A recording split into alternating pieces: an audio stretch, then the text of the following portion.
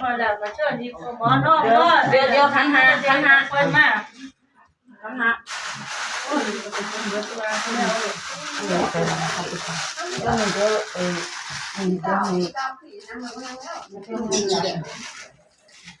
มาแล้ว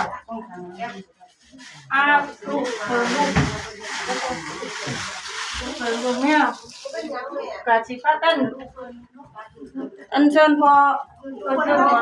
เขาเชียงไทยเขานอนเชียงไทยให้ลูกให้หลานตามรักมันเลยบ่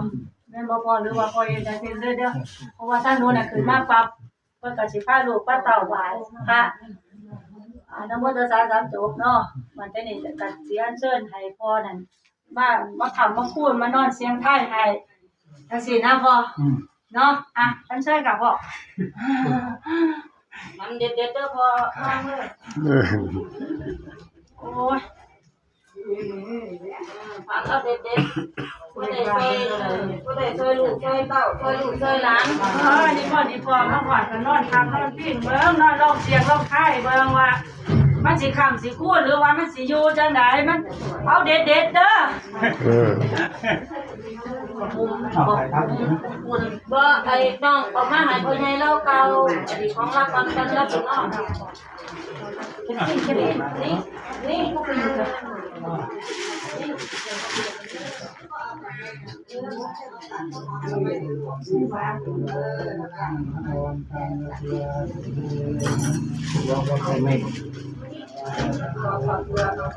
ก็ปูลูกแก้วปูหมอแก้วน้ำนี่หมอเขาหมอแก้ว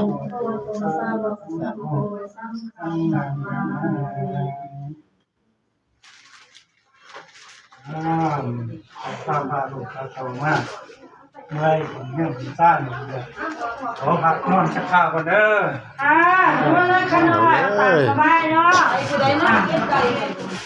ตามสบายเบิ่งพ่อสิห่มผ้าให้โอ้ยพอแล้วผ้าเอาถูกเอาใช้เอาของดีมาเอาพอนมหุ้มผ้าว่าแต่พอนี่เป็นไก่ขายเนาะเอาตัวเด็ดๆเด้อพอเด้อเทียนไทยตัวเด็ดๆเด้อไอ้คนนั้นไหนโอ้เดี๋ยวหน้าเสียงดีเพิ่นน่ะคันได้